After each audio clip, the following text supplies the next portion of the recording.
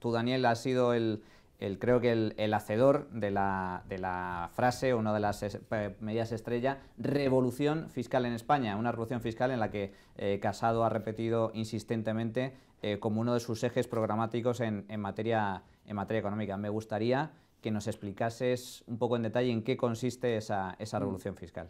Bueno, no hagamos personalismo, la revolución fiscal es de Pablo Casado y de todo un equipo, muchísima gente ha participado en esto, fiscalistas, empresarios, etcétera, etcétera, que han aportado. Yo tengo la suerte de coordinar y de participar en ello. Yo creo que ¿por qué es una revolución fiscal? Mira, la fiscalidad en España históricamente ha estado orientada a recaudar lo máximo posible de lo que queda y lo más fácilmente. Entonces, ¿qué es lo que ocurría? Pues lo que ocurría es lo que escuchamos siempre, se subían los impuestos y entonces escuchábamos que recaudábamos poco. El famoso dilema argentino, ¿no? Que subes los impuestos, recaudas menos y entonces dices que tienes que subir los impuestos de nuevo. ¿Por qué es una revolución fiscal? Porque lo que cambia es la forma en la que piensas sobre la fiscalidad. En vez de pensar en cuánto vas a recaudar a corto plazo de lo que queda, piensas en aumentar las bases imponibles, en atraer más inversión, en atraer más crecimiento, mayor empleo, y en vez de estar orientada a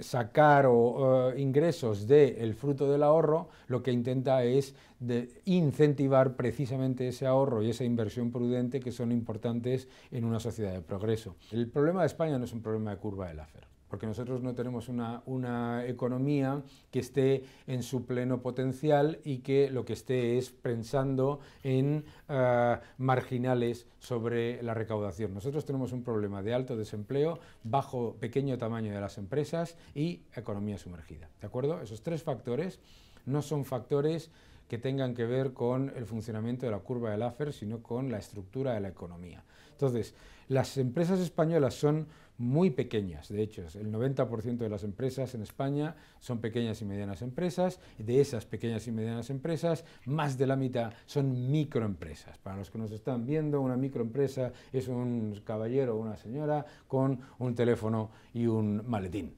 Entonces, ¿qué es lo que ocurre? Que tenemos empresas muchísimo más vulnerables ante el ciclo económico, ¿de acuerdo?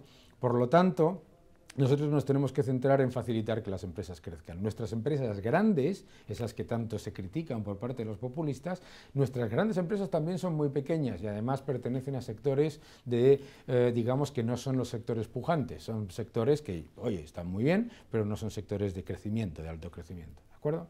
Entonces, ¿qué es lo que tenemos que hacer? Facilitar el crecimiento de las empresas. Eso no lo vamos a conseguir si no es atrayendo inversión y atrayendo capital. Por eso la bajada de impuestos es expansiva, porque no se trata de lo que hay generar un impulso fiscal, sino de atraer lo que ahora mismo no está entrando por una fiscalidad demasiado onerosa. España, según el índice Pay and Taxes de Pricewaterhouse para el Banco Mundial, es uno de los países que más penaliza fiscalmente a las empresas, más que Dinamarca, casi el doble que Dinamarca, para que os hagáis una idea.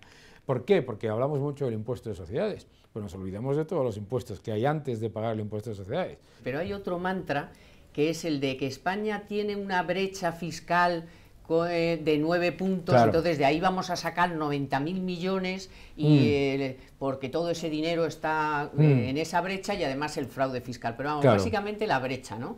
O sea, y eso es que no sale por ningún lado. Bueno, ¿qué es lo que pasa? Se utiliza una ratio que es una ratio recaudatoria, ¿no? Que es la presión fiscal. Te dicen, no, y la presión fiscal en España no es muy alta, porque si ves la media de la Unión Europea, nosotros recaudamos alrededor de un 11%, un 10% menos que la media de la Unión Europea. Primero, ojo con las medias, porque la media te la sube Bélgica y Francia, que son dos países que son reconocido por el propio presidente Macron, infiernos fiscales, ¿no? Economías escleróticas. Primero, ojo con la media. Segundo, es verdad que recaudamos menos que la media, volvemos al dilema argentino. Es verdad que recaudamos menos que la media, pero ¿por qué? Porque tenemos el doble de paro y porque tenemos el doble y tenemos empresas mucho más pequeñas. Entonces, cuando tú tienes un alto nivel de desempleo, lo que tú no puedes hacer es aumentarle el esfuerzo fiscal a los que están empleados porque hay mucho paro. Lo que tienes que hacer es aumentar el empleo. Daniel, hay uno de los aspectos que también me parecen muy interesantes en materia de fiscalidad, más allá de las figuras concretas. Habláis, por ejemplo, de bajar IRPF por debajo del 40%, sociedades 20%, eliminar sucesiones, eliminar patrimonio, eliminar incluso el impuesto hipotecario, que todavía se mantiene, aunque ahora dicen que lo pagan los bancos, pero finalmente lo pagan los clientes. Hay un punto que me parece esencial, que es el de que es un tema que siempre es permanente, que es la financiación autonómica. Sí. La necesaria descentralización fiscal, por decirlo así, o la de corresponsabilidad fiscal. Tú has avanzado algo al respecto en esta materia. ¿Cuál crees, por dónde crees que debería ir una reforma del sistema de financiación autonómico? Hombre, yo creo que nosotros tenemos un sistema de financiación autonómica que claramente está generando una serie de incentivos perversos, ¿no? En algunas comunidades, pues resulta que te encuentras, que vas por comunidad, entonces todo el mundo se siente infrafinanciado. Si todo el mundo se siente infrafinanciado hay un problema, porque no es posible, ¿de acuerdo?